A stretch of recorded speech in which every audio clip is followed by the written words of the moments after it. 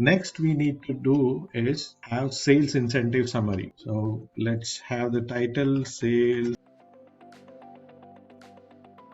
We have total sales incentive at 10% rate and write 10% here, and we will compute 10% by typing equal to the total sale amount, which is this. I will select using mouse and type star and type the 10% rate and hit enter.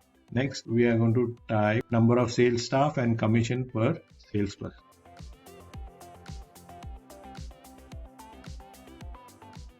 So here we will write number of sales staff, let's say 4. So the commission per salesperson would be equal to total commission value divided by, which is /4.